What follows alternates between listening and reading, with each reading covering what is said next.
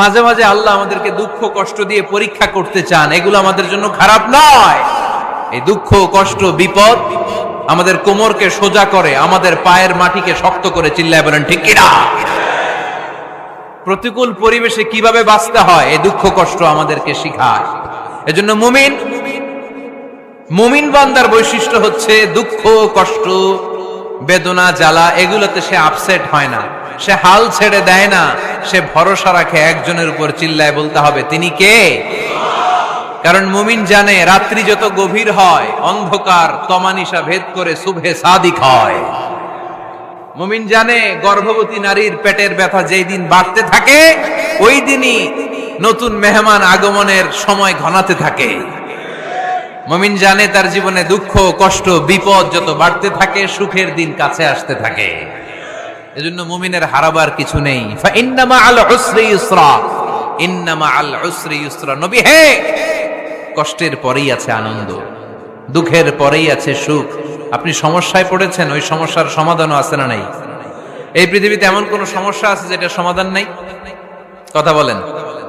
সমস্যা তৈরি করেছে কে? আবার সমাধানও দিয়েছে কে?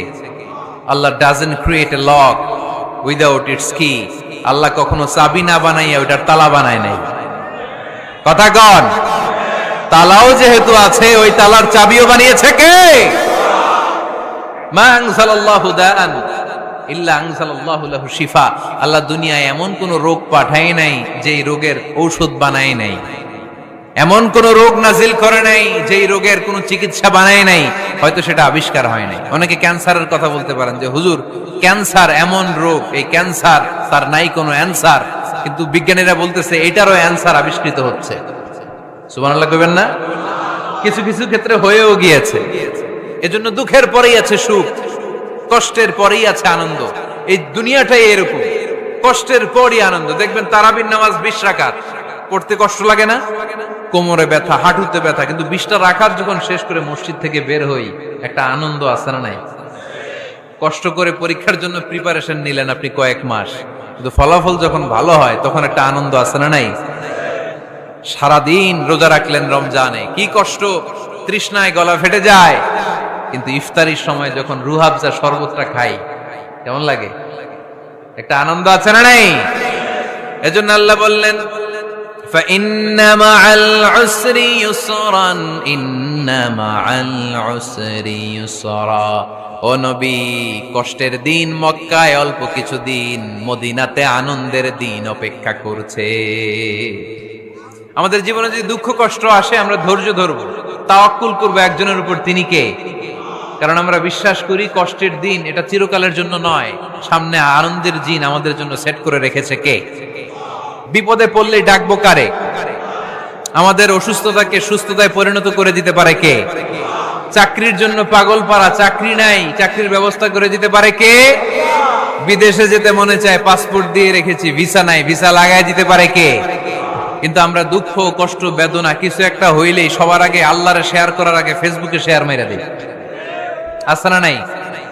আপনাদের ফেসবুকে অ্যাকাউন্ট আছে নাকি? কার কার আছে দেখি?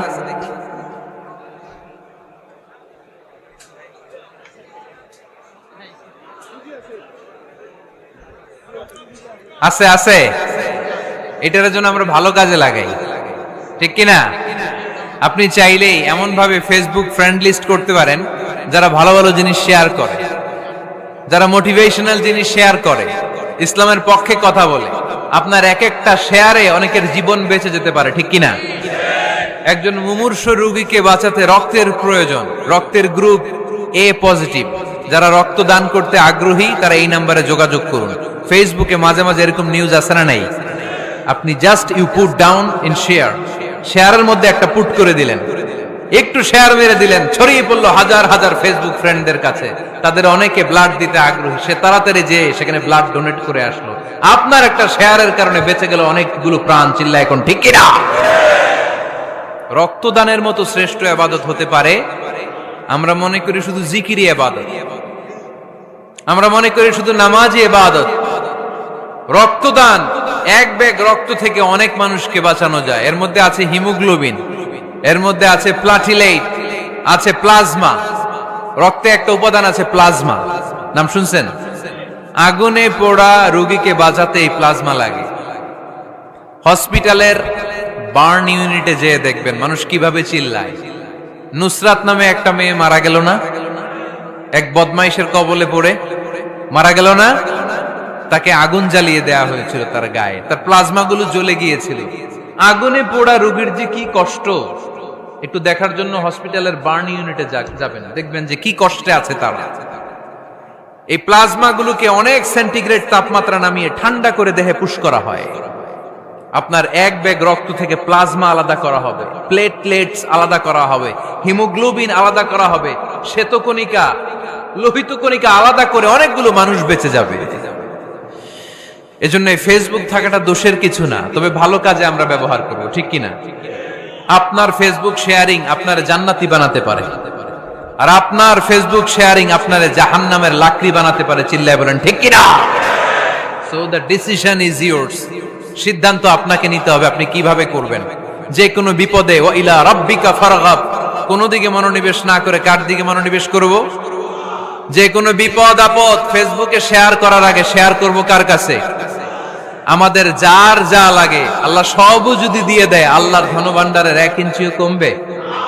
হাদিসে কুদসিতে আল্লাহ বললেন, লাউ আন্না আউওয়ালাকুম ওয়া আখিরাকুম ওয়া ইনসাকুম ওয়া জিন্নাকুম, পৃথিবীর সব জিন, পৃথিবীর সব মানুষ বিশাল মরুভূমিতে দাঁড়িয়ে যদি আমার কাছে চাইতে শুরু করে, আল্লাহ এটা দাও, ওটা দাও, ওটা দাও, আমি আল্লাহ তোমাদের সব চাহিদাও যদি মিটিয়ে দেই, আমি আল্লাহর ধনভাণ্ডারের 1 ইঞ্চিও কমবে না। এজন্য চাইবো কার কাছে? বিপদে আপদে ভরসা করব কার কাছে? আর অবসরগুলোকে কাজে লাগানোর দরকার আছে না নাই? স্বাবলম্বী হওয়ার চেষ্টা করার দরকার আছে না নাই? ফা ইন্নামা আল উসরি ইউসরা, ইন্নামা আল উসরি ইউসরা। নবী হে, কষ্টের পরেই আছে সুখ, দুঃখের পরেই আছে আনন্দ। সব সময় মানুষের সময় একরকম কাটে না। এজন্য আমরা তাওয়াক্কুল করতে চাই একজনের উপর, তিনি কে? বিশ্বনবী বলেন, লিকুল্লি নবিয়্যিন দাওয়া মুস্তাজাবা। এই দুনিয়াতে সব নবীদের একটা করে মুস্তাজাবুদ দাওয়া আছে। আল্লাহ বলেছে, ও নবী, একটা করে স্পেশাল দোয়া করার সুযোগ পাবা, দোয়াটা করা মাত্রই কবুল করে নেব। বিশ্বনবী বললেন, এই পৃথিবীর বুকে যত নবী রাসূল দুনিয়ায় এসেছে, সব নবীরা তাদের স্পেশাল দোয়া দুনিয়ায় করে ফেলেছে, ইল্লা আনা, কিন্তু আমি করি নাই। বিশ্বনবী বললেন, ওয়া ইন্নী আখতাবিউ দাওয়াতি শাফাআতান লিউম্মতি ইয়াউমাল কিয়ামাহ। আমি আমার স্পেশাল দোয়াটা করি নাই, আমার স্পেশাল দোয়াটা আমি আমার গুনাহগার উম্মতকে বাঁচানোর জন্য কিয়ামত পর্যন্ত রেখে দিয়েছি। আমরা যেদিন বিপদে পড়ে যাব, যেদিন আমার আব্বা আমারে চিনবে না, আমি আমার আব্বারে চিনব না, নেতা তার কর্মীরে চিনবে না, কর্মী নেতারে চিনবে না, ঠিক কি না? পীর সাহেব মুরিদরে চিনবে না, মুরিদ পীর সাহেবরে চিনবে না, স্বামী তার স্ত্রীরে চিনবে না, স্ত্রী তার স্বামীরে চিনবে না। নবী থেকে শুরু করে, ওলি থেকে শুরু করে, শহীদ থেকে শুরু করে সবার মুখে একটাই জিকির, ইয়া নাফসি ইয়া নাফসি ইয়া নাফসি। আকাশের সূর্যটা যেদিন মাথার কাছে চলে আসবে, জমিনটা তামার জমিন হয়ে যাবে, সূর্যের তাপে মাথার মগজগুলো ভাতের মাড়ের মতো গলে গলে নাকের ছিদ্র কানের ছিদ্র দিয়ে টপ টপ করে বেয়ে বেয়ে নিচে পড়বে। ওই কঠিন দিনে কেউ কাউরে চিনবে না। বিষ্ণু বললেন, ওই দোয়াটা আমি দুনিয়ায় করি নাই, আমি বদরের যুদ্ধে মার খেয়েছি, উহুদের যুদ্ধে দাঁত ভেঙেছি, আমি না খেয়ে পেটে পাথর বেঁধেছি। আমি যদি ওই দিন দোয়া করতাম, আল্লাহ দোয়া কবুল করে নিত, জান্নাতি খাবার দিয়ে দিত, আমার মায়ের খাওয়া লাগতো না, তায়েফে আমার রক্ত ঝরতো না, দোয়া করলেই কবুল। কিন্তু ওই দোয়াটা আমি দুনিয়ায় করি নাই, ওই দোয়াটা আমার জন্য, আপনার জন্য, আমাদের জন্য বিশ্বনবী জমা রেখে দিয়েছে। এজন্য বিশ্বনবীর চিন্তা আর আমাদের চিন্তা এক চিন্তা না, বিশ্বনবীর পুরা উম্মতের চিন্তা। কিয়ামত পর্যন্ত যত মানুষ আসবে সবাই আমার উম্মত, না জানি তাদের নসিবে কি হয়ে যায়। এই চিন্তার বোঝা বিশ্বনবীকে কাবু করে ফেলেছিল। আল্লাহ বললেন, নবী, নো টেনশন, কোনো টেনশন নাই, আপনার এই চিন্তার বোঝাকে আপনার পিঠ থেকে আমি আল্লাহ নিজ দায়িত্বে সরিয়ে নিলাম। এজন্য আল্লাহ বললেন, আলাম নাশরাহ লাকা সাদরাকা ওয়া ওয়াদা'না আনকা বিজরাক আল্লাযী আনকাযা যাহরাক। যেই চিন্তার বোঝা আপনাকে কষ্ট দেয়, যেই চিন্তার বোঝা আপনারে পেরেশান করে তোলে, আপনার পিঠ থেকে ওই চিন্তার বোঝা নবী আমি সরিয়ে নিলাম। কি দিয়ে সরিয়ে নিল? কোরআনের আলো দিয়ে। আওয়াজ করে বলতে হবে, কি দিয়ে? বিশ্বনবী মক্কায় দেখতেন মূর্তির পূজা হয়, আল্লাহর ঘরের ভিতরে 360টা মূর্তির পূজা। বিশ্বনবী দেখতে পেলেন দুর্বলের উপরে সবলের অত্যাচার। বিশ্বনবী দেখতে পেলেন নারীদেরকে অত্যাচার করা হয়। কন্যা সন্তান হলে বাবা তার মেয়েটাকে নিয়ে জঙ্গলের ভেতরে ঢুকে কিংবা মরুভূমির ভেতরে যে জীবিত দাফন করে দেয়। ওয়াইদাল মাউউদাতু সুইলাত ওয়াদুল বানাত। বিশ্বনবী এগুলো দেখতেন চারপাশে। দেখে এই পথহারা জাতিকে কিভাবে উদ্ধার করবেন, কি দিয়ে উদ্ধার করা যায়, এই টেনশনে বিশ্বনবীর পিঠ বাঁকা হয়ে গিয়েছিল। উপমা বাঁকা হয়ে গিয়েছিল। বিশ্বনবী সব সময় পেরেশান থাকতেন। আল্লাহ বললেন, নবী টেনশনের দরকার নাই, হেরা গুহায় এমন একটা নূরের আলো দিয়ে আমি আপনারে আলোকিত করব, যার মাধ্যমে সব পেরেশানি দূর হয়ে যাবে।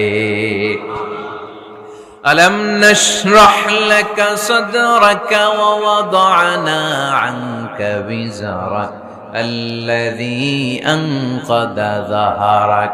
আপনাকে পেরেশান বানিয়ে দেয় এরকম সব চিন্তার বোঝা আমি আল্লাহ সরিয়ে নিলাম। সুবহানাল্লাহ। আল্লাহ আমাদের সবাইকে কথা